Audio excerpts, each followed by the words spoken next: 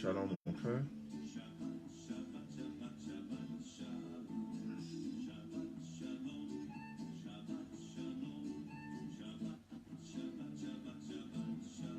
Shabbat Shalom.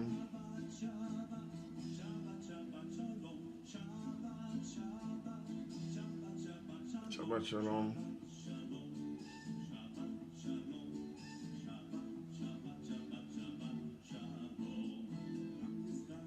Shabbat Shalom.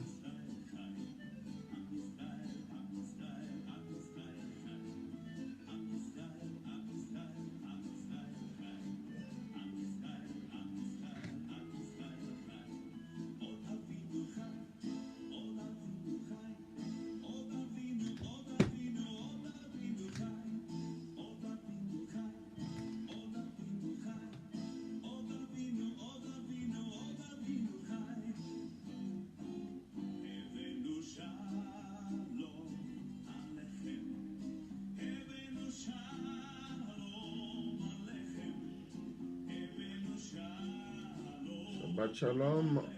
Appelons nos frères et sœurs, nos membres de famille.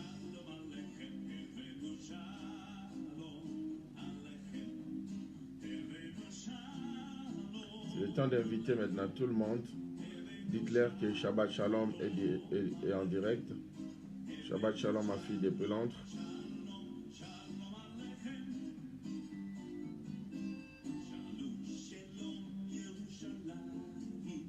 Partageons la vidéo, s'il vous plaît.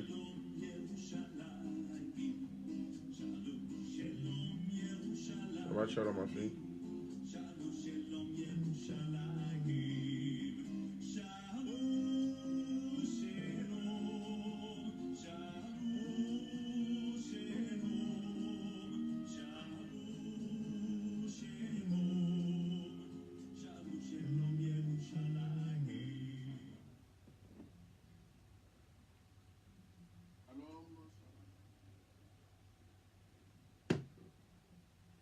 Nous allons commencer l'émission d'ici 4 minutes. Alors on donne l'opportunité à tout le monde d'inviter autant de personnes afin que nous soyons tous bénis ensemble. C'est ce que nous sommes en train de faire aussi. Nous sommes en train de partager la vidéo à autant de groupes. Si vous pouvez faire la même chose comme nous.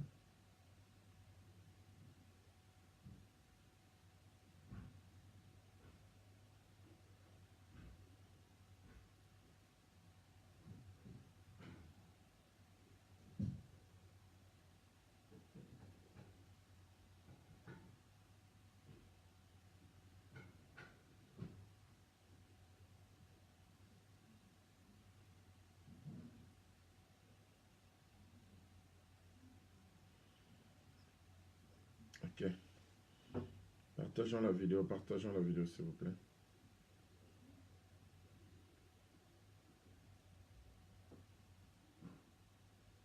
Nous allons toujours parler sur le Saint-Esprit et l'Esprit de l'homme. Notre sous-thème et notre thème général ou central a toujours été le retour à l'évangile fait à Sion.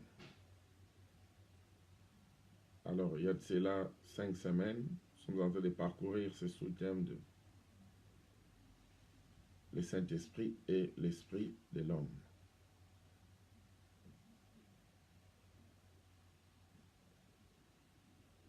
Nous allons donner l'opportunité à tout le monde de se connecter. D'ici 3 minutes, nous allons commencer avec l'émission. La fois passée, on avait parlé sur le parler en langue. Aujourd'hui, nous allons encore parler sur les mêmes points et puis nous allons boucler cela. Yahvé voulant, la semaine prochaine, nous allons clôturer ce sous-thème du Saint-Esprit et l'Esprit de l'homme. pour commencer un nouveau sous-thème.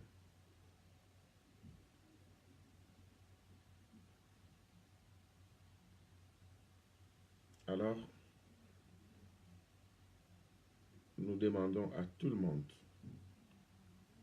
d'inviter ses connaissances, ses amis, surtout ses amis de Facebook,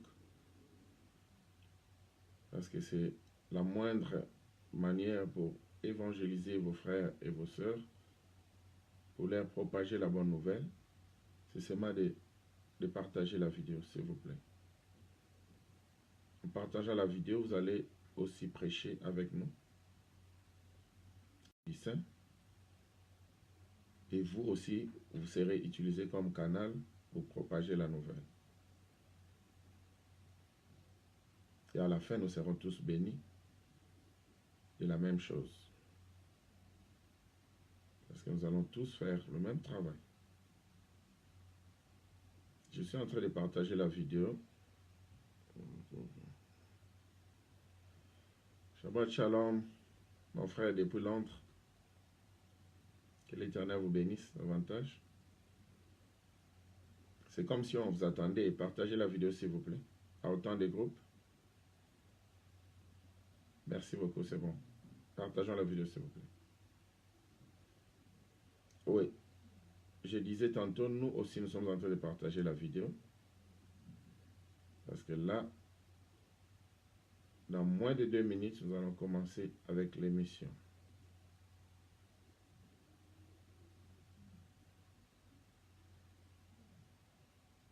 Amen. Que l'Éternel vous bénisse davantage. Je sais que vous avez beaucoup d'âmes qui sont vos amis sur Facebook. Alors c'est le temps maintenant de sauver ces âmes-là. Afin que le peuple d'Adonai quitte le mauvais chemin de la théologie des remplacements et que ce peuple-là retourne à l'évangile pur, fabriqué ou fait à Sion. De mon côté, j'ai fini de partager la vidéo en question. Donc, on vous donne encore quelques secondes de faire comme nous. Et après, nous allons commencer. Nous allons toujours parler sur les langages de l'Esprit du Saint. Aujourd'hui, nous partons dans nos églises. Nous voyons tout le monde qui parle en langue, soit disant que c'est la langue de l'Esprit, et d'autres appellent cela la langue des anges.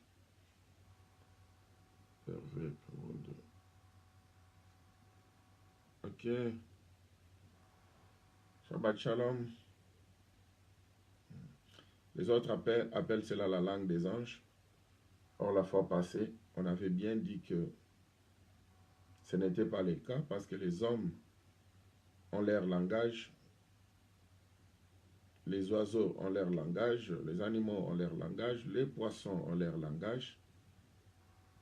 Alors, aucun homme ne peut parler les langues ou la langue des anges. Et même quand vous recevez une visitation angélique, l'ange en question vous parlera dans votre langue maternelle. Ou je dirais mieux, une langue dont vous maîtrisez facilement. L'ange ne viendra pas vous parler à Charababa, Boroboro. Ça ne se passe pas de cette manière-là. Alors aujourd'hui, nous allons encore étudier davantage et surtout l'erreur ou un problème de compréhension. Comment est-ce que les gens ont dit qu'ils parlaient la langue des anges? Alors, wow. Shabbat Shalom, ma petite sœur. Que l'Éternel vous bénisse partout où vous êtes en train de nous suivre.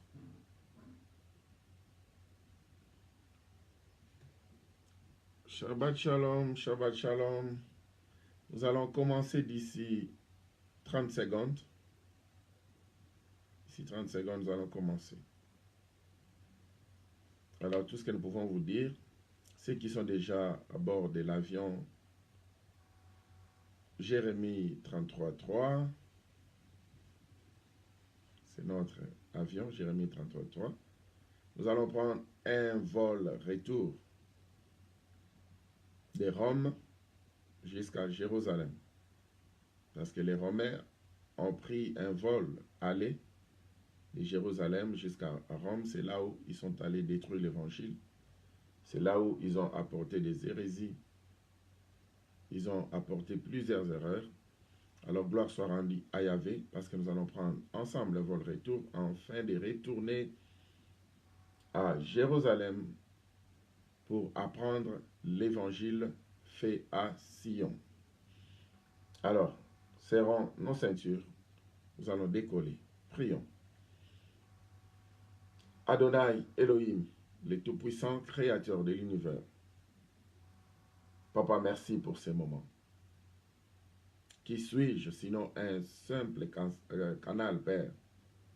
J'aimerais que tu puisses m'utiliser puissamment, au nom puissant de ton Fils Yeshua HaMashiach, pour libérer ces messages.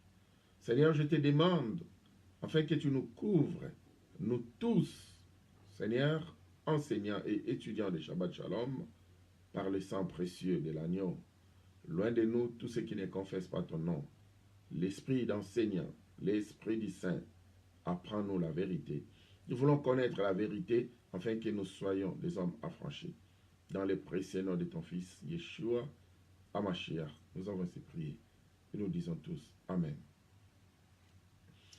Alors, une fois pour toutes, Shabbat Shalom à tout le monde, ceux qui ont commencé cette émission avec nous.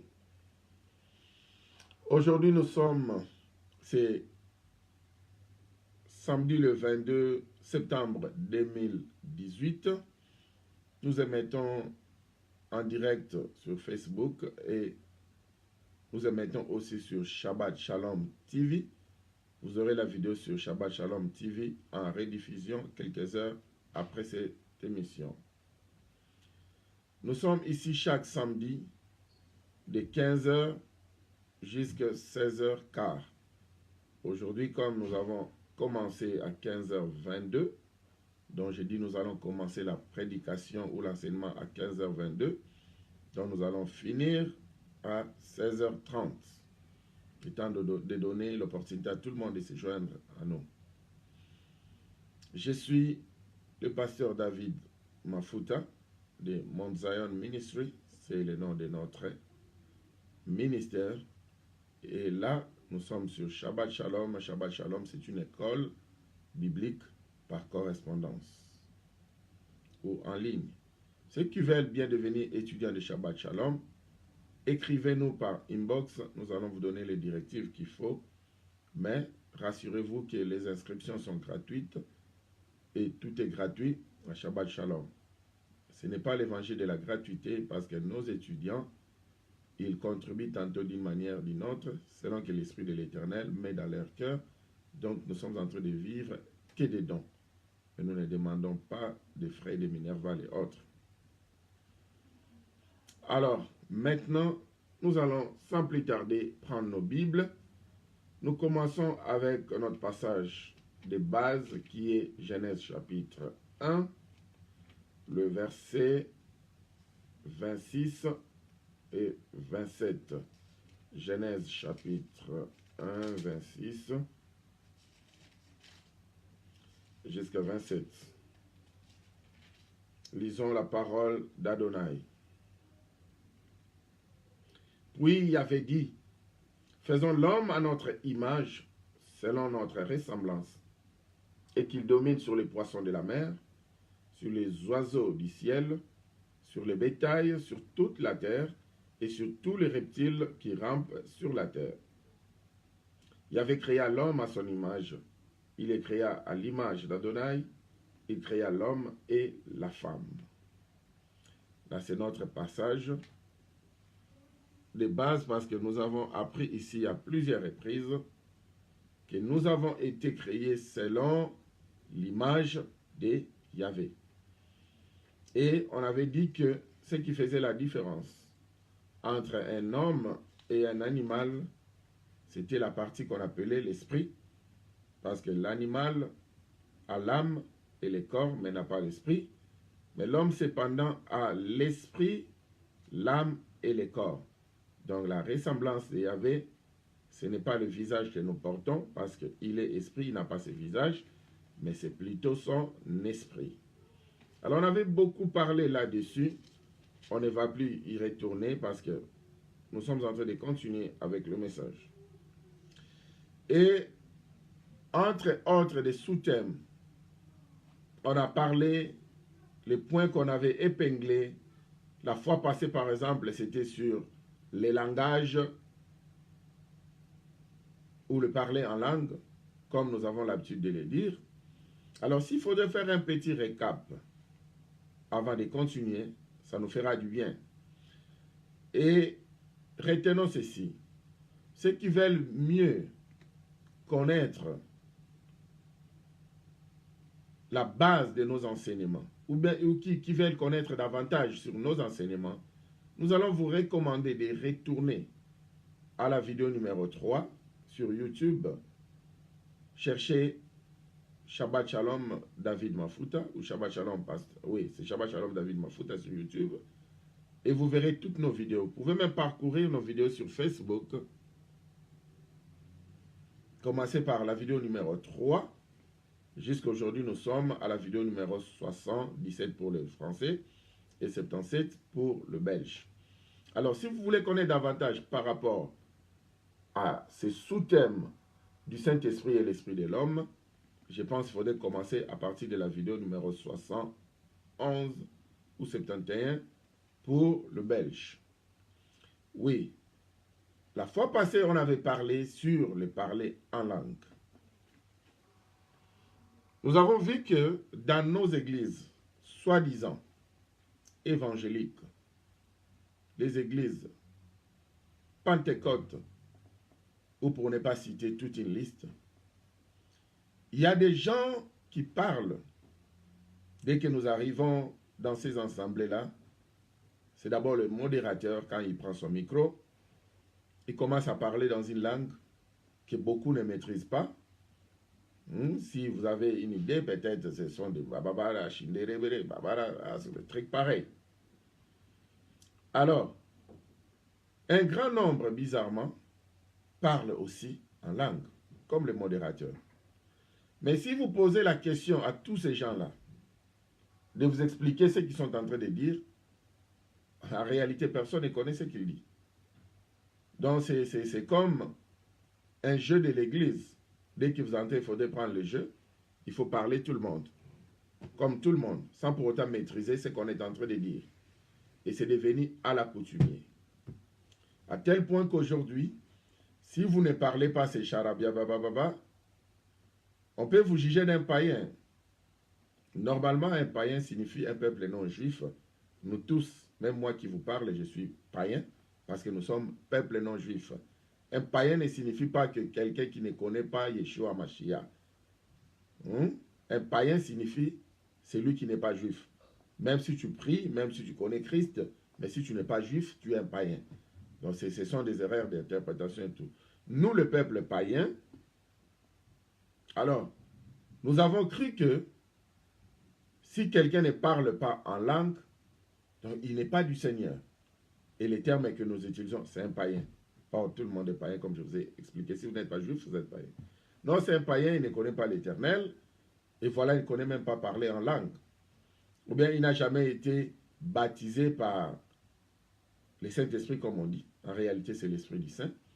Alors, la fois passée, on avait bien parlé sur le baptême 2 semaines passées, où on a expliqué que le baptême, c'était une expérience, pas à faire une seule fois, mais c'était une expérience, si c'est possible, à le faire tous les jours de sa vie. Alors, on ne va pas prendre le temps pour en parler encore aujourd'hui. Nous allons juste rappeler la notion de la fois passée. Et c'est là où on a vu que tout le monde parle en langue. Et les gens qui parlent en langue, soi-disant, de l'esprit ou la langue des anges, ils ne sont même pas concentrés quand ils les font.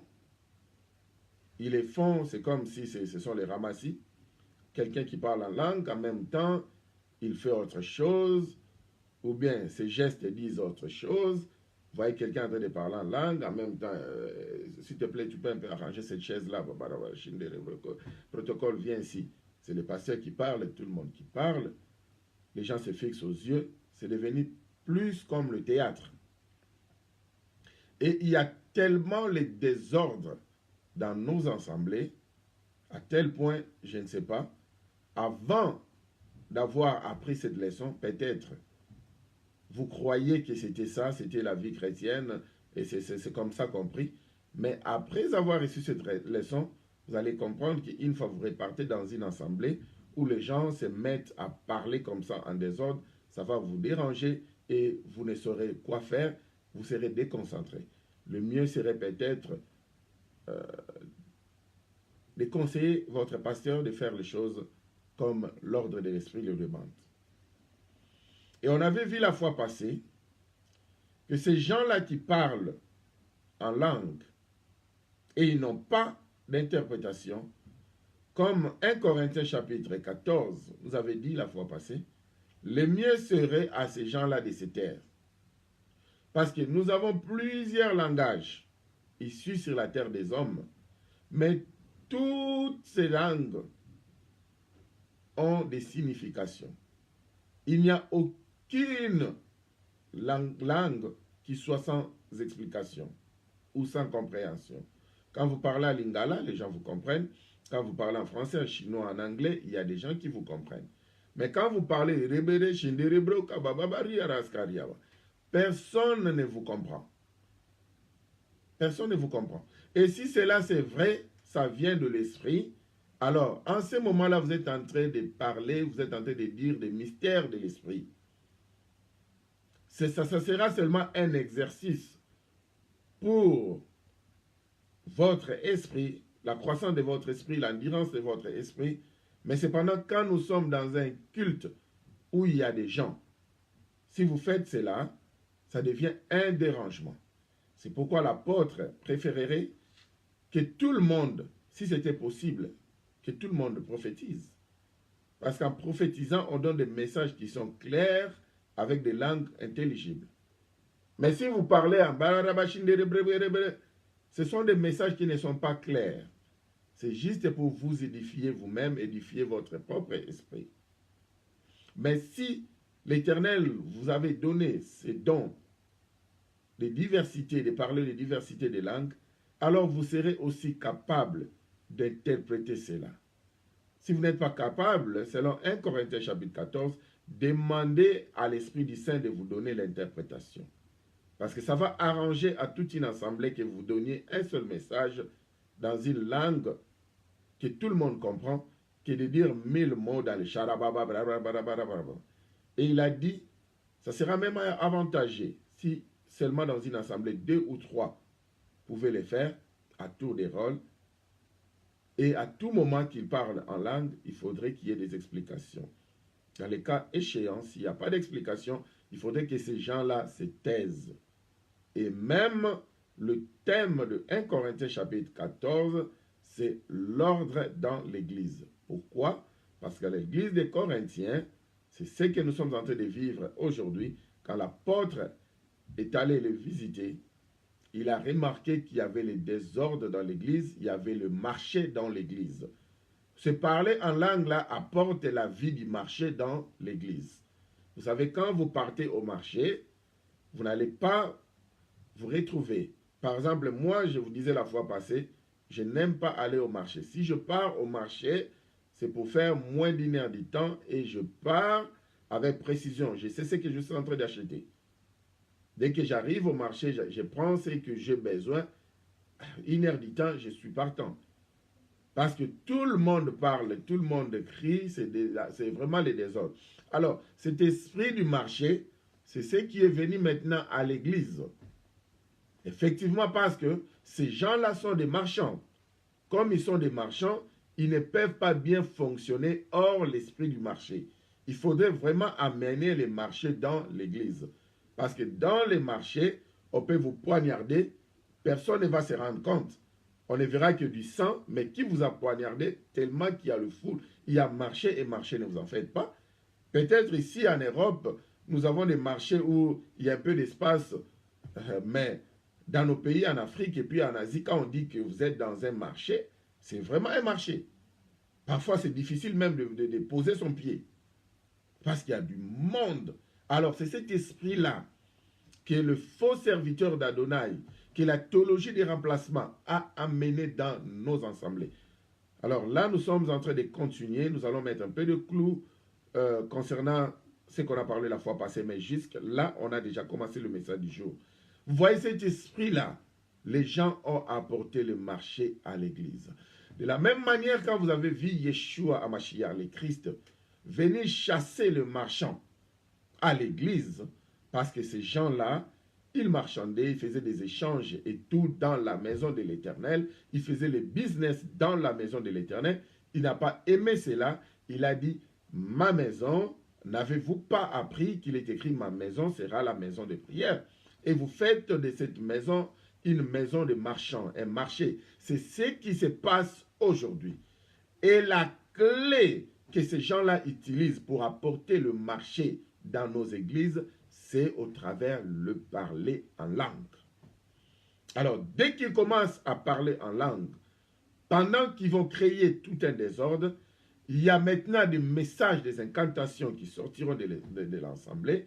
Il y aura une grande porte qui sera ouverte afin que les esprits méchants puissent entrer dans les assemblées et ils vont tous parler en langue.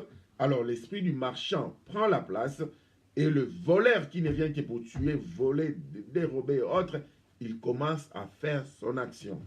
C'est pendant que nous sommes dans nos assemblées aujourd'hui et que ces gens-là commencent à parler en langue et à faire parler tout le monde en langue, et le diable et ses serviteurs aussi commencent à parler en langue, ils lancent des messages bizarres, des incantations et autres, des messages codés, et l'assemblée devient malade. C'est comme ça que nous avons beaucoup de gens qui partent dans des églises, qui reviennent à la maison avec des maladies, qui reviennent à la maison avec des problèmes, sans pour autant se rendre compte. Même nous autres aussi qui prêchons la parole de Yahvé, nous avons un témoignage pareil, où dans une assemblée nous étions en train de prier, mais dans la même assemblée, quand les gens parlaient en langue, un de nos fils a été attaqué. Mais cependant, gloire soit à Yahvé, parce qu'au travers de la prière, il a été délivré. C'est un témoignage peut-être que nous aurons, si l'Éternel nous accorde toujours le souffle de vie, peut-être nous allons témoigner cela après plusieurs années, au moment opportun. Moi-même, pendant que j'étais encore célibataire, j'avais reçu un coup de téléphone. Alors dès que je pris mon téléphone, il y a un monsieur qui parlait en langue. Alors pendant que ce monsieur-là parlait en langue, je voulais parler, je ne comprenais même pas de quoi il disait. Et voilà, directement, je commençais à perdre mon souffle. Je ne savais plus parler. J'étais devenu muet pendant quelques jours. Alors, il fallait maintenant prier comme ça par cœur. J'ai prié dans mon cœur jusqu'à ce que je fermais ma porte. J'ai continué à le faire. Et l'Éternel avait pitié de moi. J'ai pu encore parler. Mais quand j'avais pris mon téléphone, ce monsieur-là parlait un langage de ce que vous parlez. Les gens parlent dans nos églises. Alors, c'est comme ça qu'il m'avait eu. Bien que enfant d'Adonai, serviteur d'Adonai, mais Yahvé avait permis que je puisse expérimenter cela, afin de comprendre que les langues dont nous entendons, ce ne sont pas forcément les langues qui proviennent de lui. Et je n'ai pas dit que c'est forcément les langues de Satan, non. Mais l'esprit du marché fait toujours beaucoup de glissements. Parce que si l'ordre est dans l'église, tout est bien coordonné, tout est bien ordonné, l'esprit de marché ne saura pas entrer dans nos assemblées et faire des glissements. Mais quand maintenant cet esprit-là commence maintenant à s'installer dans le lieu saint, c'est comme ça qu'il y a beaucoup de glissements, c'est comme ça qu'il y a beaucoup de messages de corruption, et c'est comme ça que ça nous détruit.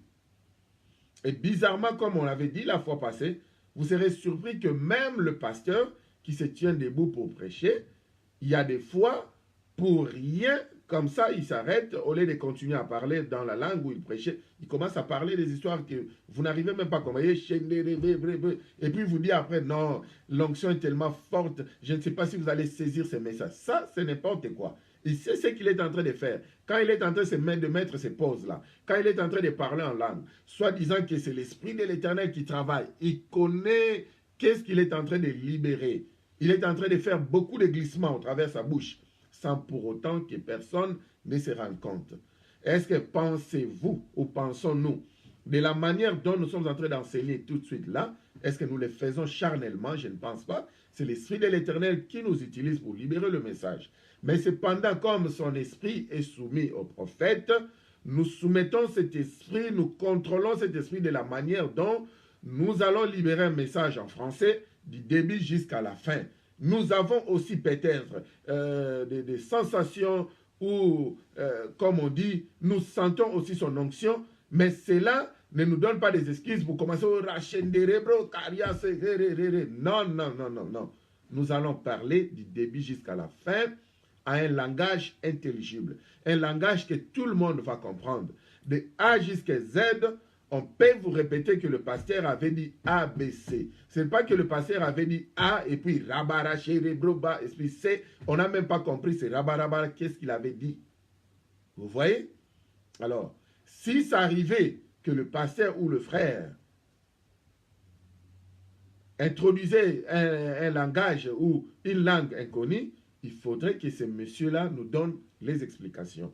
Parce que quand ils ont pris quelques passages bibliques qu'ils ont déformés à partir de parler en langue, c'est ce que nous allons redresser aujourd'hui. La fois passée, on avait redressé les Actes des Apôtres chapitre 2, quand ils ont dit que les disciples aussi, les jours de Pentecôte, c'est là où ils ont parlé en langue. Alors on avait redressé ça, nous avons eu la Bible, nous avons commencé par le verset 1 des Actes des Apôtres chapitre 2. C'est là où on a vu clairement que ces gens-là ont parlé, ce n'était pas un langage de ribarabaraché, non, c'était le langage connu des hommes, c'était de langue maternelle, parce qu'ils étaient tous galiléens, mais les juifs de la diaspora qui sont allés en pèlerinage, ils ont écouté tous un message propre dans leur langue maternelle, que ce soit en français, en anglais, en chinois, en japonais, mais ce n'était pas les rikarabashende, ce n'était pas comme ça. Et on avait aussi dit que quand un ange vient vous visiter, il vous parle dans votre langue maternelle. On avait donné un exemple d'une visitation angélique que nous avons reçue parmi tant d'autres, et vous avez aussi vos propres témoignages de visitations angéliques où quelque chose vous est arrivé subitement, et puis la personne est partie, sans pour autant que vous puissiez même partager vos cartes de visite ou même avoir ses coordonnées. Et après, vous allez vous rendre compte que c'était une visitation angélique. Mais ces gens-là vous parlent dans votre langue maternelle. C'est comme quand l'ange vient pour visiter Marie, il ne viendra pas pour parler dans une langue que Marie ne comprend pas. L'ange viendra parler en hébreu. Et si on vient translater ou interpréter cela en français, l'ange qui vient visiter Marie dira « Je vous salue Marie ». Ce n'était pas une prière comme certaines religions en ont fait une prière aujourd'hui. Ce n'était pas une prière, une salutation. Ça ne sera pas Marie, Ribara, Rene, Rebo, She, Babo, Ba. Marie aussi, Rikashi. Non, non, non, non, non. L'ange viendra, je vous salue Marie. Bonjour Marie. Hi Mary. Mbote Marie. Good morning Marie. Ça sera comme ça. Ça ne sera pas Ribabababa Marie. Non, Marie ne va pas saisir ce que l'ange lui dira. Que ce soit Manoah, que ce soit tout le monde que vous connaissez dans la Bible, qui ont reçu des visitations angéliques, les anges les ont parlé dans leur propre langue. Quand l'ange est venu visiter Marie, l'ange avait bien dit que cet enfant s'appellera Yeshua, son nom propre. Alors, d'où vient que ce nom-là, qui est un nom propre, soit interprété dans plusieurs langues? Parce que mon nom est Mafuta, ça c'est entre parenthèses, je vais fermer la parenthèse le plus vite que possible. Mon nom est Mafuta. Dans toutes les langues, je reste Mafuta. Les noms d'autres seigneurs de ce monde, par exemple, les seigneurs comme, ils ne sont pas seigneurs des seigneurs, mais ils sont des seigneurs de leur religion, comme le Mohammed est resté Mohammed dans toutes les langues, comme les Bouddhas, ils sont restés Bouddha dans toutes les langues, vous voyez? Mais pourquoi mon Seigneur, qui est le Seigneur des Seigneurs, sa maman avait reçu un message pur en hébreu, que cet enfant s'appellera Yeshua. Mais pourquoi? avons-nous changé son nom dans plusieurs langues? Pourquoi avons-nous interprété son nom dans plusieurs langues? C'est ça le poison de la théologie des remplacements. Parce qu'en hébreu, toutes les lettres ont des valeurs numériques. Et la sommation des noms de Yeshua, je pense que c'est la vidéo de numéro 26 ou 27, là on avait parlé sur son nom et Yeshua. Sa sommation, ça a de l'impact, ça a une signification dans notre vie. Alors s'il faudrait interpréter ça dans les autres langues, ça n'aura plus le même sens. Le sens de Yeshua n'est pas le même sens Jésus-Christ. Le sens de Yeshua, ce n'est pas le même sens de Jesus Christ ou bien Jésus. Ce n'est pas le même sens. Comme le Père est esprit, il aime que les gens l'adorent en esprit en vérité. Si vous interprétez le nom de Yeshua dans une langue, bien que ça n'ait pas de même valeur numérique, même pas la même signification, mais comme il est esprit, il comprend clairement ce que vous êtes en train de dire. Il sait que vous parlez au Seigneur, des Seigneurs, il sait que vous parlez à l'être suprême, il sait que vous parlez à celui qui a créé les cieux et la terre. Son nom est Yeshua HaMashiach. Mais aujourd'hui, il vous donne encore une information que le nom là, c'était en hébreu et c'était un nom propre. Son nom est Yeshua. HaMashiach, le Messie, c'est son titre loin. Ça peut être interprété dans n'importe quelle langue. Christos, ce n'est pas un problème. Mais Yeshua reste Yeshua. Parce que ce nom doit être sanctifié. Comme il dit, dans la formule de la prière de notre Père, que ton nom soit sanctifié. Ce nom-là ne peut pas être utilisé par un footballeur de Manchester, Jesus, Lazarus, je ne sais pas. Ce nom-là, ça ne peut pas être utilisé par un musicien congolais, Jésus, de nuances. Ce nom-là ne peut pas être utilisé par un sapeur londonien, Jésus, je ne sais pas, de la SAP. Alors, Yeshua HaMashiach reste intact. C'est pourquoi je bénis l'Éternel, parce que le nom de Yeshua, personne n'a jamais utilisé cela pour les sapeurs, pour les footballeurs. Alors, son nom est Yeshua. Je ferme cette parenthèse-là. Oui, je disais par rapport au parler en langue. Maintenant, nous allons prendre un autre passage des Écritures, parce que c'est là où il y a le problème, c'est là où le bas baisse. Les gens prennent des passages bibliques sans pour autant comprendre cela, et ils prêchent de la manière dont ils veulent. Dans la Bible, il y a Yahvé lui-même qui parle. Dans la Bible, il y a des parties bibliques où c'est Satan qui parle. Il y a des parties bibliques où l'homme de l'Éternel qui parle, il parle poussé par l'Esprit de l'Éternel. Il y a des passages où l'homme de l'Éternel qui parle, il parle poussé par ses propres désirs ou ses sentiments. Il y a des parts où l'homme de l'Éternel qui parle, mais poussé par l'impulsion de Satan. Par exemple, Pierre qui refuse à ce que le Messie meure. Alors, le Messie le regarde comme ça, il le fixe aux yeux, il dit, éloigne-toi de moi, Satan. Il était tiqué, tout le monde n'a pas compris, mais comment? Depuis quand Pierre est devenu Satan pour que Yeshua l'appelle Satan? C'est parce que là, il parlait sous l'impulsion de Satan.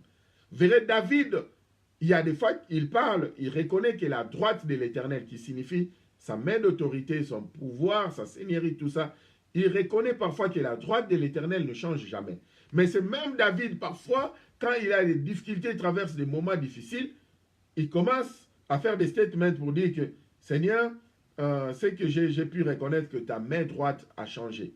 La main droite de l'Éternel ne peut jamais changer. Alors, allons-nous maintenant apprendre que la main droite de l'Éternel ne change pas, ou bien, pendant que David est en train de souffrir, il fait un statement pour dire que ta main droite a changé.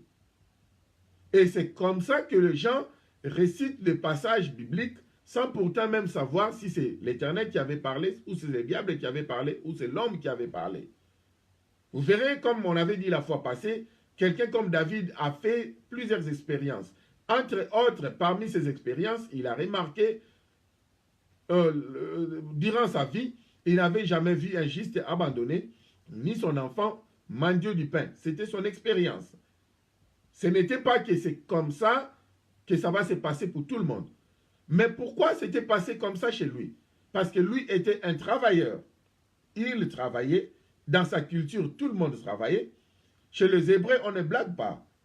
Chez les Hébreux, quand vous partez, par exemple, aujourd'hui en Israël, pour demander l'asile, que ce soit politique, vous êtes requérant d'asile, vous descendez en Israël pour demander l'asile,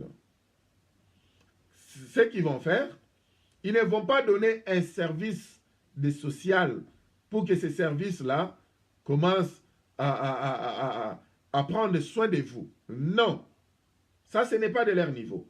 Ils vont plutôt vous donner un permis de travail.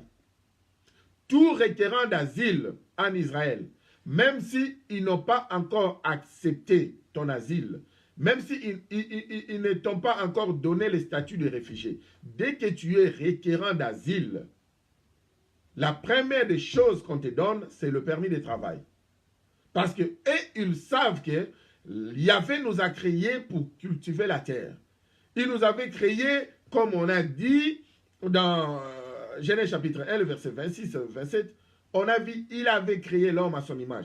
Mais si nous continuons toujours, il avait créé pour une seule raison, afin que cet homme-là domine sur la terre. Vous voyez? Afin que cet homme-là travaille la terre. Alors, dès que vous descendez en Israël, on trouve que ce monsieur ici ne peut pas venir ici pour être un paresseux, un goy-goy, pour dire que j'ai connu des problèmes dans mon pays, je suis requérant d'asile à cause des problèmes politiques, so on. Comme c'est rempli de mensonges, nous tous, nous avons passé par là. Alors, quelqu'un qui va venir mentir, et puis vous lui dites, ok, prends une maison, tu vas commencer à dormir gratuitement, on va commencer à te payer chaque fin du mois, tu ne travailles pas, tu es là, et puis on te dit que tu n'as pas encore le droit de travailler, jusqu'à ce qu'on va te juger, peut-être même on te juge, on te dit que tu n'as pas toujours le droit de travailler pendant 10 ans, tu es dans un pays, tu n'as pas le droit de travailler. Alors, Israël a compris que l'homme, c'est son droit de travailler, parce que l'Éternel l'a envoyé pour le travail. Alors tu arrives, qu'on t'accepte ton dossier ou pas, tu as ton droit de travail. Sors, vas-y travailler. Même si tu ne connais pas encore hébreu, même si tu ne parles pas encore hébreu, même si tu ne parles pas encore l'anglais, mais quand tu vas aller dans un restaurant pour faire le plongeur, tu n'as pas besoin de parler l'anglais. Pour nettoyer les assiettes dans un restaurant, tu n'as même pas besoin de parler. Tu peux être un muet, mais tu vas travailler au restaurant. Pour devenir cleaner, tu n'as pas besoin de parler une langue quelconque. Pour devenir forestier, travailler dans un champ, tu n'as pas besoin de parler une langue quelconque. Il y a beaucoup de manœuvres à faire. Vous voyez, être là dans une usine pour faire les déchargements et autres, tu n'as pas besoin d'une langue quelconque. Même un muet peut travailler là-bas. Alors c'est là où on te donne le permis de travail. Va travailler, c'est ça leur culture. Alors si vous arrivez dans un pays, ça c'est entre parenthèses, vous arrivez dans un pays où on vous interdit de travailler, pour une raison ou une autre, sachez que ce pays-là ne marche pas selon la loi divine, mais ce pays-là marche selon la loi satanique. La loi satanique, c'est la loi de la gratuité. Avec Yeshua HaMashiach, dans la loi divine, on ne reçoit rien gratuitement. La seule chose que nous avons reçue gratuitement, c'est la vie éternelle. Mais il y a, par moyen d'échange, il faudrait accepter et faire le change. Celui qui veut me suivre, qu'il puisse d'abord s'oublier lui-même, m'accepter, s'oublier lui-même, prendre sa croix et me suivre. Donc, bien qu'il a fait cette action-là gratuitement, mais vous devez faire le change pour le suivre. Vous devez faire des sacrifices pour le suivre. Je ne dis pas que ces sacrifices-là sont pénibles. Ce n'est pas pénible, mais il faudrait accepter de marcher avec lui, avec sa croix. C'est sacrifié, n'est-ce pas? Alors, avec Yahvé, l'évangile de gratuité n'existe pas. Yahvé veut à ce que son peuple travaille, parce que lui-même est un travailleur. Il dit que mon père travaille et moi je travaille.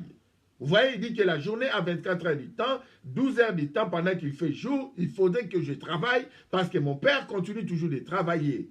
Il dit lui-même, celui qui ne veut pas travailler ne doit pas non plus manger. Il dit ça à Thessaloniciens. Vous voyez? Alors, c'est comme ça qu'Israël te donne, va au champ, travailler. Ici en Europe, tu viens, on te dit, on te donne une maison, on te donne la location et autres, tu ne vas pas travailler parce que tu n'as pas le droit de travail jusqu'à ce qu'on te juge.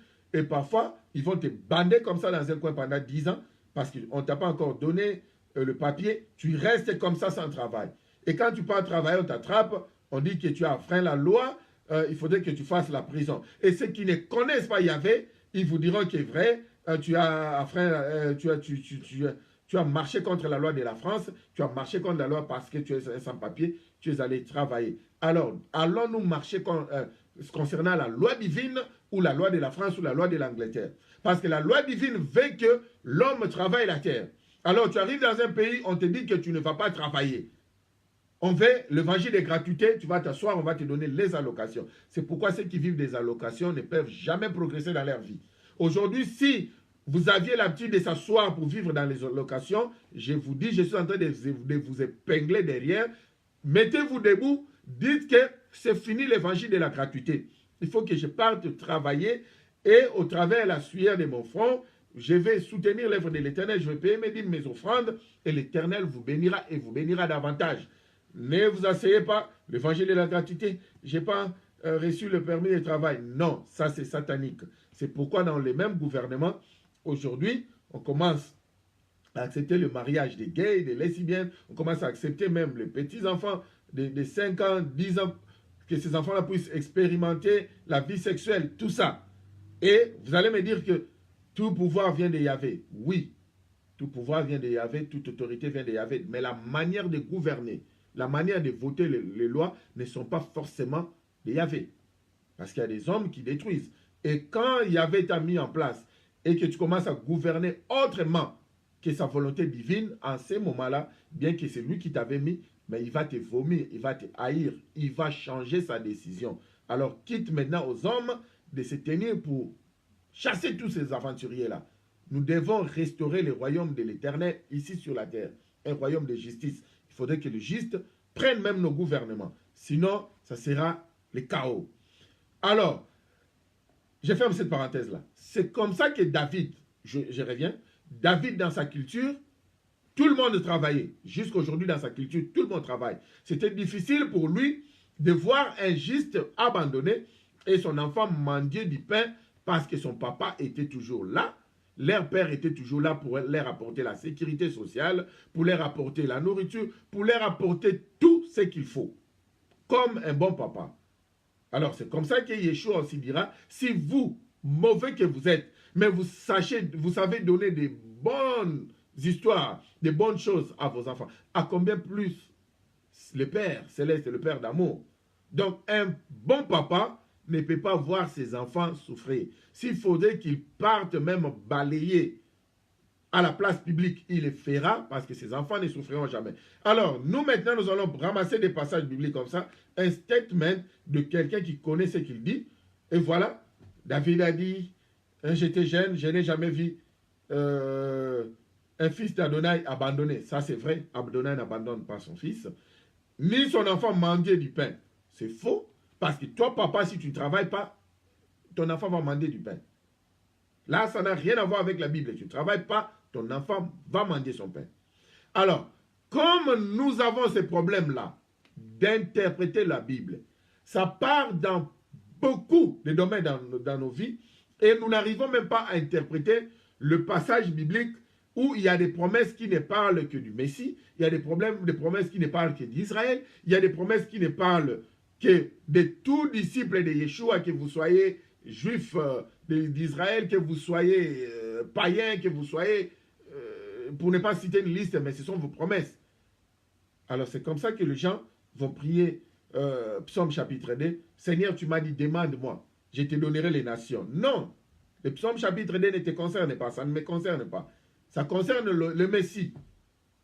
Il parlait à son Messie, à son oint. En ce moment-là, il était en train de les préparer pour lui donner la royauté afin qu'il soit roi des rois, roi de toutes les nations. C'est pourquoi c'est lui qui t'a menti, que pour vivre en paix paisiblement sur cette terre des hommes, il faudrait aller signer un décret avec Satan. Il t'a menti. Parce que Satan n'est pas le président du monde. Satan n'est pas le roi du monde. Celui qui est le roi des rois, c'est Yeshua HaMashiach. Celui qui est le président des présidents, c'est Yeshua HaMashiach. Satan est le prince de ce monde. Il n'est pas le roi de ce monde, parce que le roi de ce monde reste Yeshua. Alors moi, si je suis du côté du roi, toi, si tu es du côté du prince, tu es petit plus que moi. Parce que moi, je suis dans la royauté. C'est comme ici, nous sommes en Grande-Bretagne. Si je suis du côté de la reine Elisabeth, et toi, si tu es du côté du prince William, alors, moi, je serai toujours gagnant. Parce que ce que la reine Elisabeth II dira, c'est ce que tout le monde doit exécuter ici en Grande-Bretagne. Mais ce que le prince William dira, comme il est un prince, pas forcément tout le monde va exécuter cela. Il y a des gens qui vont exécuter cela, mais la reine a toujours la possibilité de venir dire aussi que ce que William a dit, j'annule cela. C'est comme ça que Yeshua Mashiach a toujours la possibilité d'annuler tout ce que Satan a dit te concernant, tous ses projets, tous ses propos. Yeshua, il reste le roi des rois, le roi de cette terre. Que personne ne te dise que pour devenir un grand musicien, il faut signer un contrat avec Satan. Non, ne signe pas de contrat avec un prince. Il est petit, signe le contrat avec le roi. On te dira que pour prêcher, aujourd'hui, il faut aller signer un contrat avec Satan. Pour commencer une église, non. Signe le contrat avec le roi des rois. Dans tous les domaines de ta vie, que ce soit dans les domaines de football, dans le monde des sports, signe le contrat avec le roi des rois. Il est roi, il règne dans les sports, il règne dans les affaires, il règne dans le ministère, il règne dans le business, il règne partout, il règne, il règne, il règne. Satan n'est que le prince de ce monde. Même dans les airs, on l'appelle le prince des airs. Nulle part, il y avait dans la Bible appelé Satan roi. Nulle part. Au moins, vous avez une version que vous n'arrivez pas à comprendre. Mais dans la version hébraïque, nulle part. Il est toujours prince, prince, prince. Toujours la petitesse. Alors, c'est comme ça que les gens ont du mal à interpréter la Bible. Nous sommes toujours en train de parler concernant le parler en langue. On a corrigé et on a enlevé l'équivoque concernant le chapitre 2 des Actes des Apôtres. Nous allons encore lever l'équivoque concernant 1 Corinthiens chapitre 13. Où il y a des gens qui disent que nous parlons la langue des anges parce que l'apôtre Saul de Tarse ou Paul avait lui aussi parlé la langue des anges. Nous allons lire pour voir si lui avait parlé la langue des anges. Parce que nous disons que nous parlons la langue comme Paul. Non, il n'avait jamais parlé la langue des anges. Lisons les Écritures en français, calmement. 1 Corinthiens chapitre 13. À partir du premier verset. Quand je parlerai les langues des hommes et des anges, si je n'ai pas la charité, je suis un airain qui résonne ou une cymbale qui retentit. Il a utilisé quel temps? Nous, vous êtes en train de nous suivre. Vous parlez français mieux que nous. Quand l'apôtre dit, quand je parlerai la langue des hommes et des anges, il y a même un même qui a été retranché dans l'interprétation. Parce que dans la vraie version hébraïque, on dit quand même je parlerai les langues des hommes et des anges. Si je n'ai pas la charité ou si je n'ai pas l'amour, je suis un airain qui résonne ou une cymbale qui retentit. L'apôtre n'est pas en train de nous dire qu'il parle les langues des hommes et les langues des anges. Non. Il dit même si j'arrivais à maîtriser les langues des hommes, que ce soit français, swahili, lingala, japonais, si j'arrivais à maîtriser toutes les langues des hommes, ou un grand nombre de langues des hommes, même si j'arrivais à maîtriser les langues des anges, mais si je n'ai pas d'amour, je ne suis qu'un airain retentissant. C'est comme le tam-tam. Je ne vale absolument à rien. Donc l'apôtre nous dit, il ne nous dit pas qu'il parle les langues des anges. Mais même s'il arrivait à parler ces langues-là, c'est toujours rien. Parce que le langage de l'esprit de l'Éternel, c'est l'amour. Nous avons plusieurs langues sur cette terre des hommes. Nous avons le français, le lingala, le swahili, l'hébreu et autres. Mais le Saint, l'Esprit du Saint n'a qu'un seul langue, un seul langage ou une seule langue. Et cette langue-là, c'est l'amour. Donc, si vous parlez amour, vous êtes en train de parler le langage de l'Esprit du Saint. Si vous parlez ribababa, rebebe, rodaviriachi, ribaba, seke, là ne veut absolument rien dire. Ça peut être un message juste pour édifier votre esprit. C'est de cette manière-là que l'Esprit du Saint vous a poussé à prier. Et c'est comme aussi ça peut être un message diabolique pour détruire les esprits faibles, pour détruire les âmes faibles. Donc, désormais plutôt, à partir d'aujourd'hui, si quelqu'un vous dit que je parle le langage de l'esprit, il faudrait lui dire qu'il n'y a qu'un seul langage. Il n'y a qu'une seule langue de l'esprit. Il n'y a pas plusieurs langues des esprits. Il n'y a pas plusieurs langues ou langages de l'Esprit du Saint. Il n'y a qu'un seul. Et ce langage-là, c'est l'amour. Et quand vous parlez ce langage-là, partout où vous irez au monde, les gens qui parlent le même langage vont avoir le dialogue avec vous. Vous aurez un terrain d'attente. Si vous avez un langage d'amour, vous descendez en Chine. Ceux qui ont un langage d'amour, ils vont vous comprendre, bien que vous parlez français et ils parlent chinois. Mais au travers de vos gestes, vous allez vous exprimer. Au travers de votre comportement, vous allez vous exprimer. Au travers de tout ce que vous ferez, même la manière dont vous respirez, vous allez vous exprimer. Et ce langage-là sera compris par tous ceux qui parlent le langage de l'esprit, qui signifie le langage d'amour. Vous voyez? C'est comme si, moi je parlais par exemple le lingala. Dès que je pars au Congo, à Kinshasa, tout le monde me comprend. Parce que c'est un langage que presque tous les Congolais maîtrisent. Je pars à l'Angola, ils me comprennent. Congo-Brazza, ils me comprennent. Mais si je retourne ici, en Grande-Bretagne, je vais chez le blanc, je commence à parler à lingala. Personne ne va me comprendre. Ce sera un tambourin qui résonne. Ça sera des lérins, comme l'apôtre est en train de dire. Ça sera bam, bam, bam, bam, bam, bam, bam, bam, bam, bam, bam, bam. Et c'est ce qui se passe dans nos églises. C'est les marchés. Personne ne comprend personne. De la même manière, si un Anglais parlait ici en anglais, on les comprend. Il descend au Congo, il parle en anglais, personne ne le comprend. C'est dans ce sens-là. Alors, notre langage à nous, le langage de l'esprit, c'est l'amour. L'amour en question, ce n'est pas le parler. Le langage de l'esprit n'est pas le parler. Le langage de l'esprit, c'est tout un comportement. Le langage de l'esprit, ce sont des démonstrations. Le langage de l'esprit, ce sont des messages muets. Ce sont des gestes. Parce que je peux venir vous donner un long discours, faire un long discours, pour dire que je vous aime, ceci, cela, mais au-delà de mon discours, vous saurez si je vous aime vraiment ou pas. Et comme les chrétiens aujourd'hui ont caché ces langages-là, moi je ne suis même pas dans une religion quelconque, je suis juste un disciple de Yeshua, Mashiach, le Christ, je suis son disciple.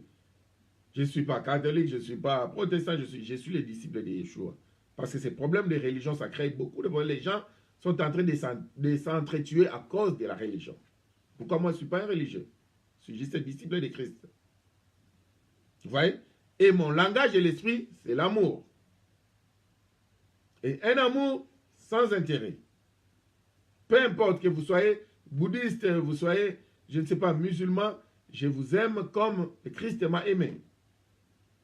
C'est ce langage-là qui manque ici sur la terre des hommes. Alors, les gens se sont créés un langage. Satan a créé un langage. Il n'a même pas créé parce que lui ne crée absolument rien. Tout ce qu'il fait, ce sont des contrefaçons. Ce qui a déjà été créé, lui, il va juste tricher cela.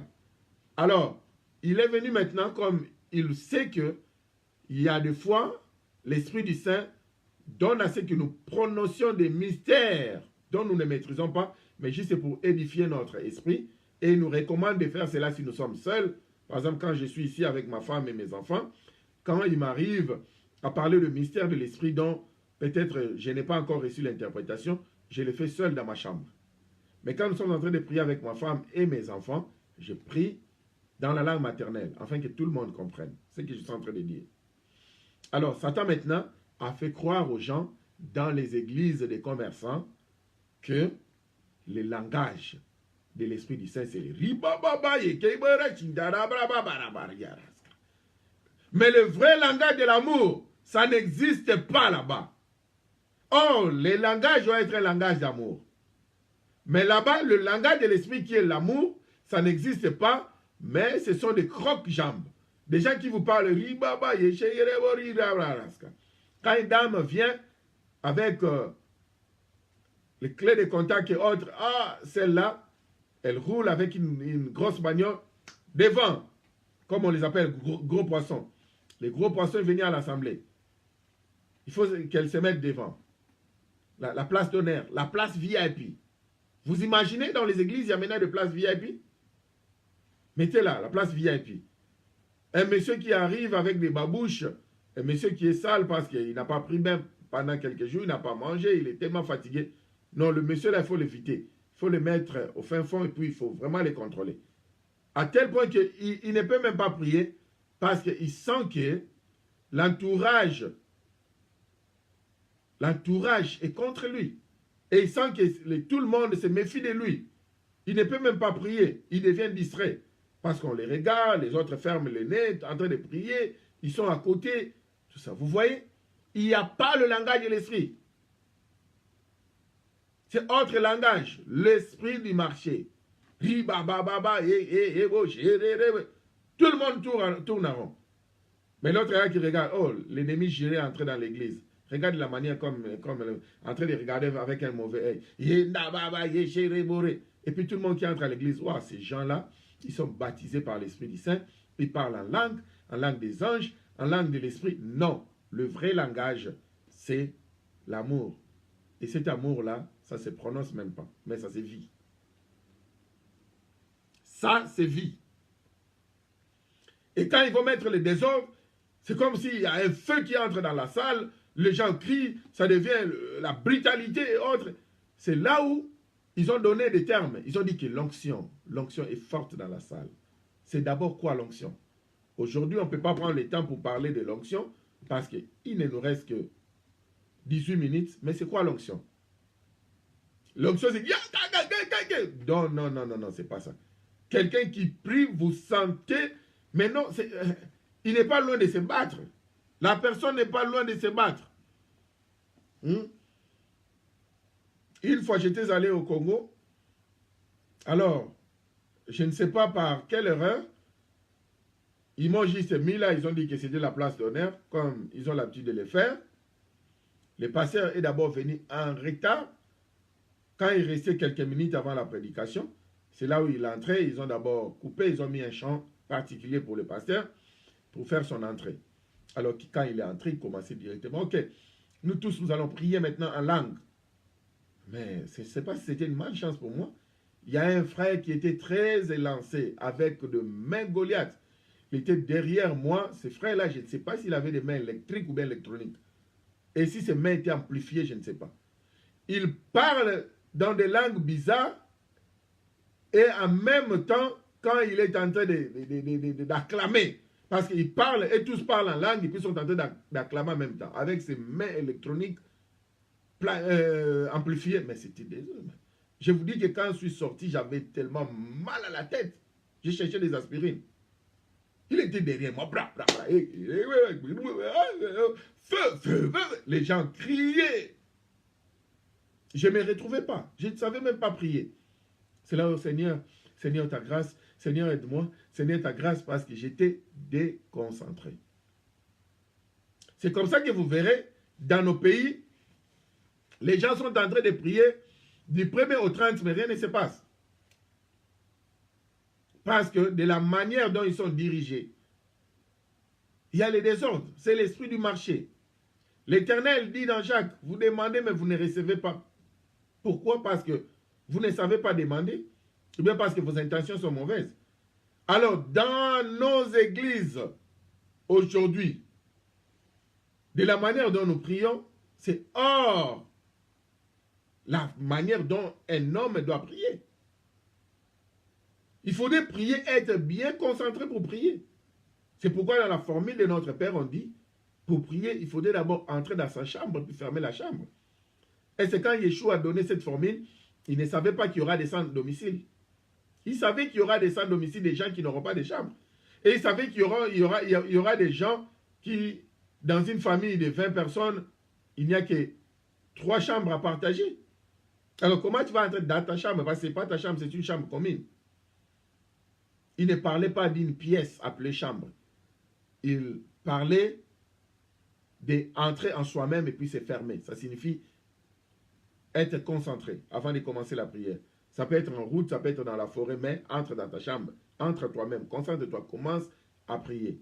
Mais il y a quelqu'un qui a des mains bizarres, qui crie derrière toi, une langue que tu ne maîtrises pas, mais tu ne sauras pas. C'est l'esprit du marché. C'est comme ça que vous allez passer des heures du temps, soit disant que toute une veillée de prière, de la nuit jusqu'au matin, pendant 2 ans, 4 ans, rien ne se passe. Et on vous dit que nous aurons une chaîne de prière chaque jour pendant 10 ans. Mais vous restez la même personne. Nous restons la même personne. Pourquoi? Parce que c'est l'anarchie, c'est le désordre. Nous crions, nous dansons, nous sautons. Mais la prière là ne se limite qu'au niveau de nos plafonds. Et comme ils nous ont menti que c'est l'onction, ils nous font passer que c'est comme ça, c'est le fire, fire. Alors, je pense que ce feu-là, c'est mieux d'utiliser pour préparer le poisson. Je ne pense pas que c'est un feu dévorant. Ce n'est pas un feu dévorant. Le feu dévorant, parfois, n'écrit pas. Nous allons prendre un passage de l'Écriture pour comprendre le même erreur que c'est le monsieur qu'on a appelé Élie dans la Bible. Il avait le même erreur. Pour lui, il pensait que l'Éternel ne se manifeste qu'au travers le feu. Mais qu'est-ce qui s'est passé? C'est de la même manière aujourd'hui dans nos assemblées. On nous fait croire au travers de parler en langue, des désordres, des cris, où les gens se battent. Ils sont presque prêts à se battre. Les gens qui tombent par terre, avec brutalité, on dit que fire, c'est le feu. Non. Élie aussi avait cette erreur-là. Prenons 1 Roi chapitre 19. 1 Roi chapitre 19. Directement à partir du verset 9, quand Élie s'est enfui dans le désert. Vous savez, après avoir défié à 1 Roi chapitre 18, le prophète de Baal et d'Astarté, on les a tués et tout. Alors, après ça, vous savez que Jézabel a commencé à le suivre, le monsieur s'est enfui au désert. Et maintenant, il s'attendait que l'Éternel vienne le visiter. Il avait besoin de la visitation divine, parce qu'il ne pouvait pas sortir sans être visité par l'Éternel. Alors, à partir du verset 9, 1 Roi chapitre 19, à partir du verset 9. Et là, il entra donc, Élie, il entra dans la caverne, et il lui passa la nuit. Et voici, la parole de l'Éternel lui fit adresser en ces mots. Que fais-tu ici, Élie? Il répondit, j'ai déployé mon zèle pour l'Éternel, les dieux des armées, car les enfants d'Israël ont abandonné ton alliance. Ils ont renversé tes autels, et ils ont tué par l'épée tes prophètes. Je suis resté moi seul, et ils cherchent à m'ôter la vie.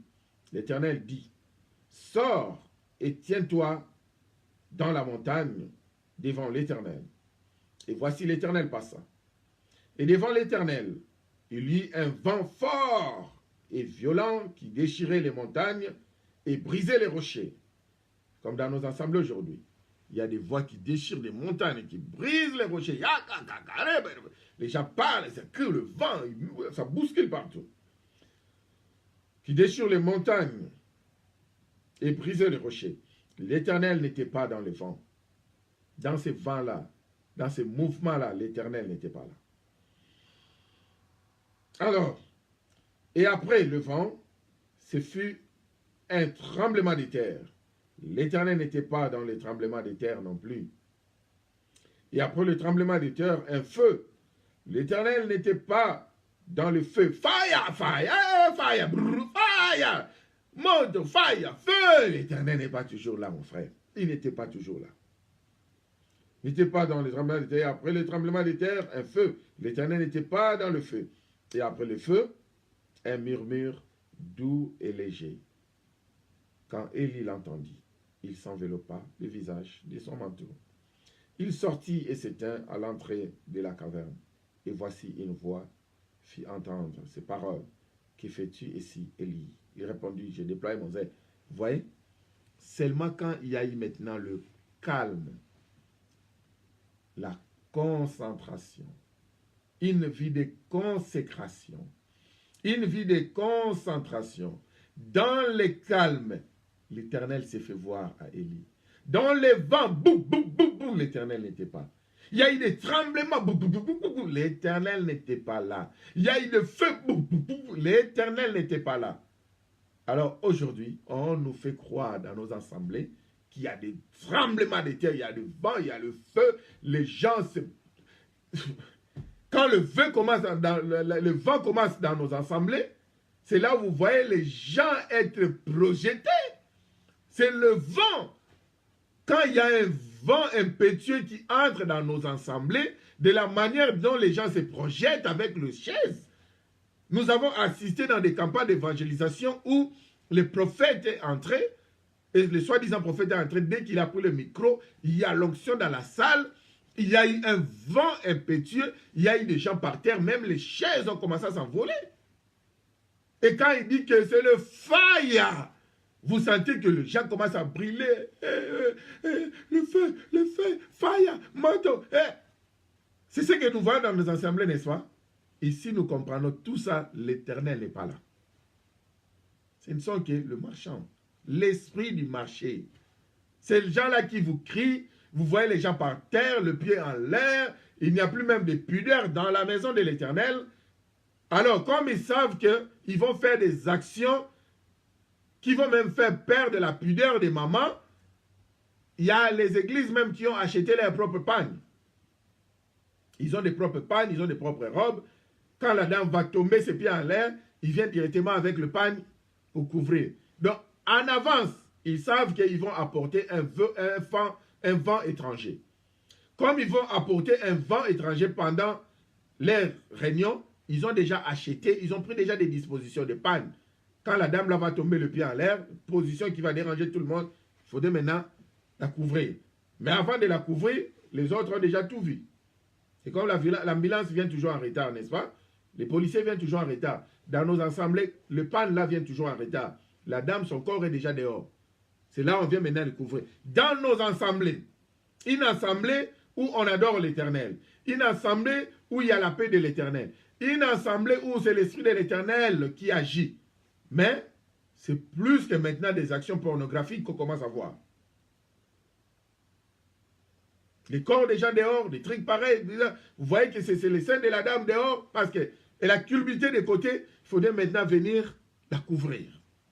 C'est l'Esprit de l'Éternel. Le vent.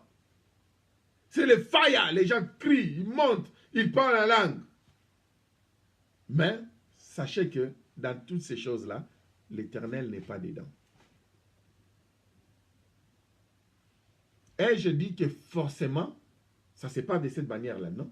Parce que l'Esprit du Saint, le jour de la Pentecôte, est descendu en forme de feu. Il a distribué les langues en forme de feu. On avait déjà expliqué ça la fois passée. Mais cependant, le fire là, l'Esprit de l'Éternel ne va pas venir pour mettre l'église sans dessus, sans dessous, les méli-mélo, où tout le monde va crier, tout le monde va tomber, tout le monde va commencer à faire les karatéka. Où tout le monde fera les karatés. Ça ne sera pas comme ça. Il y aura l'ordre. C'est l'Esprit de l'Éternel qui agit. Il agit avec ordre. Il n'agit pas avec les désordres. Et je dis que il faudrait partir dans une assemblée où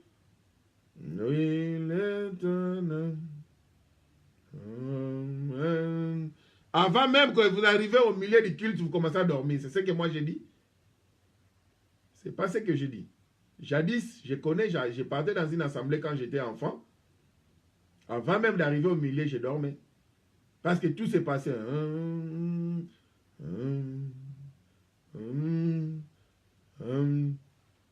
Il me manquait seulement d'amener mon coussin. Parce que je savais qu'avant la fin, en tout cas, j'aurais sommeil. Moi, je suis quelqu'un, l'Éternel m'a créé avec, comme on dit, avec un sang chaud. J'aime le fire. Pas le fire là de mettre les gens le pied par... Non, c'est comme ça, je suis quelqu'un de sang chaud. Alors quand j'arrive dans une assemblée, c'est... je vais apporter mon coussin parce que je vais dormir. Quand j'arrive aussi dans une assemblée où ce sont les karatékas qui commencent à faire des démonstrations, je serai complètement perdu. Les gens vont crier, ils vont parler dans des langues bizarres. Je serai, comme vous aussi, vous serez complètement perdu. Mais l'ordre de l'esprit, quand il veut vous amener dans le fire, c'est son fire qui est contrôlé. Quand il veut vous amener dans le calme, c'est son calme qui est contrôlé. Pas un calme qui va commencer à faire dormir les gens. Vous voyez? Mais tout ça ne sont pas le langage de l'esprit. Le langage de l'esprit, c'est son amour. Quand vous avez l'amour du Père, vous parlez le langage de l'esprit. Quand vous parlez le shibiribiri barabara, ça peut ne pas être le langage de l'esprit du Saint. Ça peut être le langage de notre esprit contraire à l'esprit de l'Éternel. Donc, à partir d'aujourd'hui, demandons à nos pasteurs de nous expliquer pourquoi est-ce que, quand nous sommes dans nos assemblées pendant le culte, nous ne respectons pas 1 Corinthiens chapitre 14, qui demande à ce que tout se fasse avec ordre dans nos assemblées. Pourquoi l'esprit du marché s'est installé dans nos assemblées? Posons la question à nos pasteurs. Pourquoi, et même quand ils nous prêchent, ils commencent à parler en langue, soit disant que c'est l'onction? C'est faux, parce qu'on ne comprend pas ce qu'ils disent. Pourquoi même nos chantres, ils sont dans un studio pendant 1 an, 6 mois, 2 ans. Il y a des portions où ils parlent en langue. Comment allons-nous interpréter cela? Aujourd'hui, il y a même des écoles en langue. Moi, quand j'étais à l'internat à Kisantu, il y a une dame qui avait une école de langue. Alors, il nous a amenés chez elle à la maison. Il dit que je vais vous apprendre comment parler en langue. J'ai dit, quelle langue? Tu veux nous apprendre le Swahili, tu veux nous apprendre le Kintandu, là où j'ai étudié chez les Bantandu, ou c'est quelle langue? La dame a dit non, la langue des anges, la langue de l'esprit. Moi, ça m'avait un peu tiqué. Vous savez, je grandissais, je me posais beaucoup de questions. Je ne ramassais pas toutes choses facilement. Je n'acceptais pas toutes choses facilement. Quand vous me présentez quelque chose, il faudrait faire des études là-dessus, il faudrait me poser beaucoup de questions. Alors, j'ai dit, ok, nous allons apprendre la langue des anges en question. La dame qui commence, vous tous, commencez. Suivez ce que moi je suis en train de dire. Répétez après moi. Ba, ba, ba, ba. Ba, ba, ba, ba. Moi, j'ai dit, oh, je ne vais pas encore répéter. Tout le monde commençait à répéter. Ba, ba, ba. Et puis, bo, bo, bo. Bo, bo, bo. Ri, ba, ba, ba. Ri, ba, ba. Bro, bro, bro. Bro, bro, ba, ba, ba. Bro. Comme ça, après 30 minutes, il dit non, vous avez déjà bien maîtrisé la première leçon. Demain, nous allons encore continuer. Moi, je dis, mais ça, ce sont des aventures. J'ai dit, madame, moi, je ne te comprends pas. Ce sont des aventures. Alors, explique-moi les baba là, ça signifie quoi? Elle dit non, langage des anges. Je dis oui, mais il faudrait me donner l'explication. Baba là, ça signifie quoi? En hébreu, c'est Abba, papa. Oui, mais baba là, ça signifie quoi? Tu nous parles de l'esprit de muet ou quoi? Et bobo, ri baba, chendere, ça signifie quoi? Il me dit non, toi, tu es têtu. L'Éternel n'aime pas des gens pareils. Il aime ceux qui sont comme des enfants, parce que le royaume des cieux appartient aux enfants. Les enfants sont là, ils ne se posent pas beaucoup de questions. Ils ne posent pas non plus beaucoup de questions. Mais ils apprennent ce qu'on les met sur la table. Et j'ai dit non, non, non. Peut-être c'est toi qui as du mal à comprendre la Bible, madame. S'il s'agit d'un langage, il faudrait que je comprenne ce que je suis censé dire. Nous avons plusieurs langages, n'est-ce pas? Mais pourquoi ce langage ici n'a pas d'explication? Une semaine après, c'était maintenant à l'accoutumée où elle dit que maintenant vous connaissez le langage des anges, nous allons tous prier à l'âme. Tout le monde rit, moi je ne pouvais pas. Alors je me suis dit non, ça c'est pas ma place. J'ai directement quitté cette assemblée-là. Vous voyez? Après tant l'Esprit de l'Éternel m'a baptisé pour la première fois. J'ai parlé une langue que je ne pouvais pas maîtriser comme j'étais dans ma chambre. J'ai continué. Et puis j'ai commencé à parler une langue que je ne pouvais pas maîtriser. Et quand je lis 1 Corinthiens chapitre 14, il m'a dit que je pouvais demander l'interprétation. Je lui ai demandé l'interprétation. Quand j'étais seul, je parlais, il me donnait l'interprétation. Même dans l'assemblée, je parlais, il me donnait... S'il ne me donne pas l'interprétation, il suffit que je commence. Je sens qu'il n'y a pas d'interprétation, je vais directement me retenir. Je ne vais plus continuer à parler. Et je faisais ça chez moi, dans ma chambre. Donc, c'est comme ça. Et voilà, ça se passe partout. Il y a même, il nous reste 2 minutes, une de mes filles à Londres. Elle a quitté Londres pour aller même en Afrique du Sud. Parce qu'il y a un monsieur qui passait à la télé, qui faisait des miracles et autres. Elle arrive là-bas parce qu'elle avait besoin d'un problème, pardon, d'une solution. Elle avait un problème, elle avait besoin d'une solution. Elle arrive là-bas, le monsieur lui dit qu'il faudrait parler en langue pour trouver ta solution. Alors, on lui apprend les riba, baba et shida. Oh. Mais elle voit que dans l'assemblée, tout le monde a dit, mais peut-être il faudrait changer de posture. Comment est-ce que je ne sais pas parler? Peut-être il faudrait changer de posture, mais il faudrait peut-être changer l'angle de ma bouche, parce que je n'arrive pas à maîtriser cette langue. Mais le monsieur lui dit, non, non, suis comme les autres sont en train de parler. Tu vas y arriver. Vous voyez, c'est la comédie.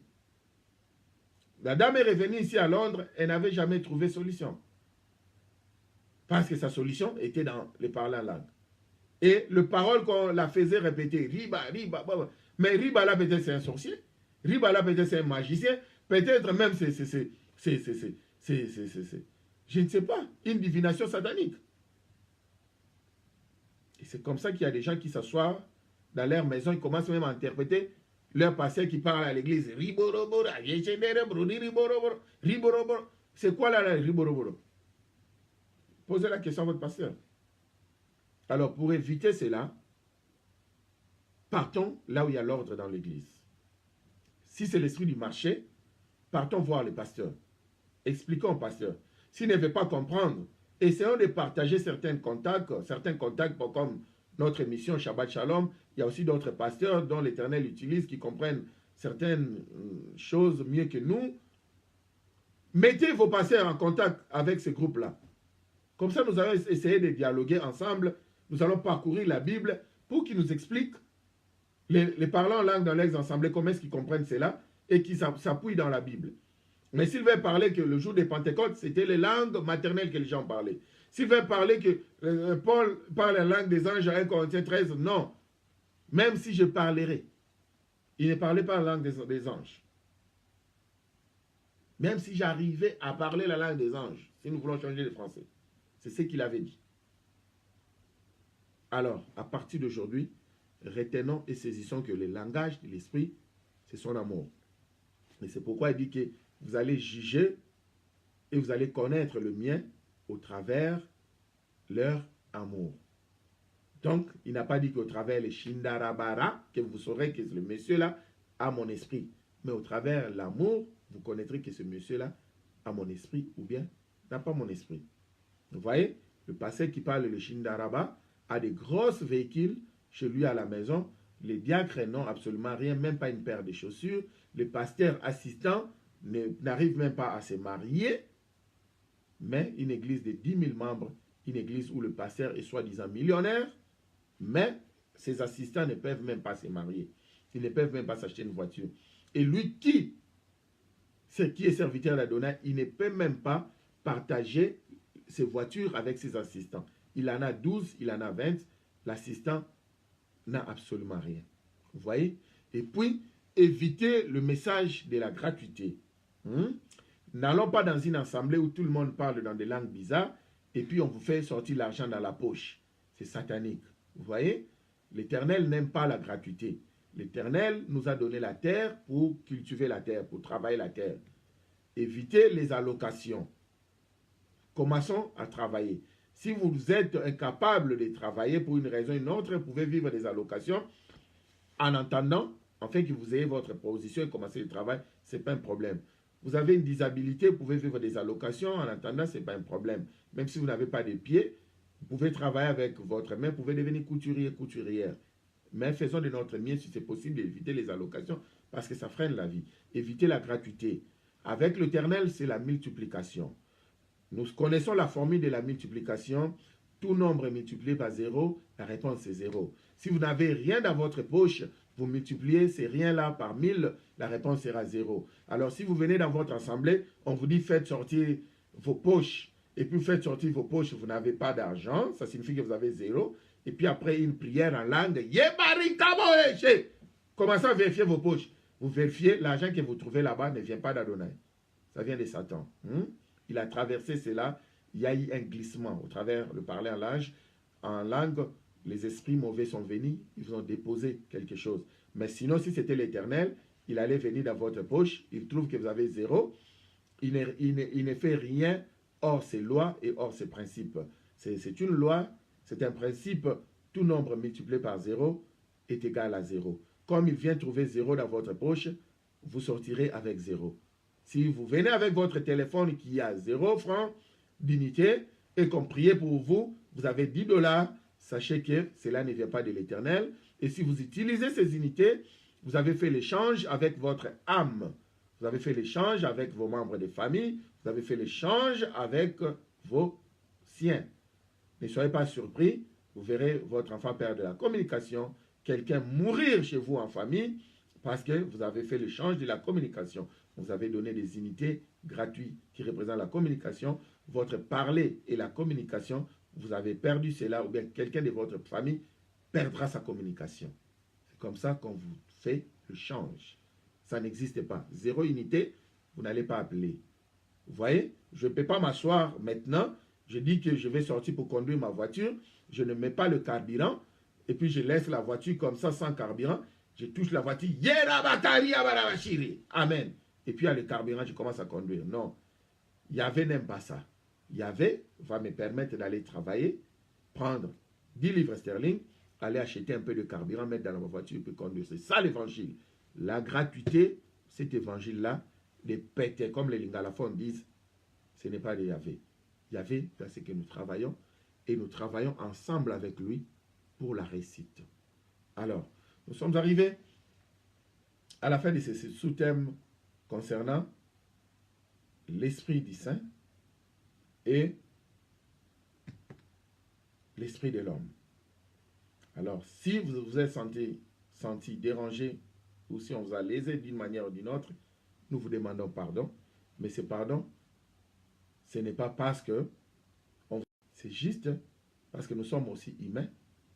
Bien que nous vous donnons un message de l'Éternel, mais nous trébuchons tantôt d'une manière, tantôt d'une autre, avec l'orgueil humain. Mais cependant, ce que nous avons mis sur votre table, c'est la vérité. On ne peut pas demander pardon pour la vérité. La vérité reste la vérité. On ne peut pas échanger cela. Et vous n'aurez aucun passage biblique, aucune formule pour venir nous faire une démonstration contraire à ce que nous vous avons présenté aujourd'hui. Alors, que l'Éternel nous bénisse tous davantage. Nous sommes arrivés à la fin. Ceux qui veulent nous appeler après pour nous poser des questions ou pour contribuer à quoi que ce soit, vous pouvez le faire. À l'accoutumée, quand nous arrivons à la fin, nous donnons une offrande. Pas une offrande matérielle ou financière, mais notre offrande est celle de partager la vidéo. Quand vous partagez la vidéo, c'est comme ça que nous sommes entendus avec l'Éternel. C'est de cette manière-là que vous donnez une offrande à Shabbat Shalom pour bénir notre âme qui est dans la perdition. Et l'Éternel vous bénira davantage. Plus vous allez offrir, plus l'Éternel va vous bénir. Et si vous voulez aussi nous offrir quelque chose d'autre, nature, vous pouvez toujours nous contacter par inbox ou bien notre numéro de téléphone. Vous avez tout devant vos écrans. Nous sommes arrivés à la fin de ce message. Que l'Éternel vous bénisse davantage. Au travers de cette note musicale, nous allons vous quitter. Nous allons prier. Adonai, Père éternel, nous te bénissons pour ton assemblée. Nous te bénissons, Seigneur, pour tes enfants qui sont venus nombreux pour écouter ta parole. Que ceux qui ne te connaissent pas reçoivent l'opportunité et qui te prient, qu'ils reçoivent ton don gratuit qui est Yeshua Hamashiach, afin qu'il devienne leur Seigneur et leur Sauveur personnel. Et Seigneur, ceux qui te connaissent encore davantage. Seigneur, nous te prions afin que tu puisses ôter l'esprit de la théologie des remplacements, l'esprit de marchand dans nos assemblées. Nous voulons ta paix, nous voulons que ton esprit revienne. Nous te bénissons pour ces enseignements. Aide-nous à marcher selon ta volonté. Dans le précieux nom de ton fils Yeshua Mashiach, nous bénissons aussi le canal que tu as utilisé ainsi que sa famille. Nous avons ici prié et nous disons tous Amen. Shabbat Shalom, Shabbat Shalom. Nous sommes arrivés à la fin. Shabbat Shalom, Yerushalayim, la cité des grands rois. Nous vous aimons bien. Nous allons encore nous retrouver le samedi prochain à 15h, heure de Londres, ou GMT. Merci, au revoir.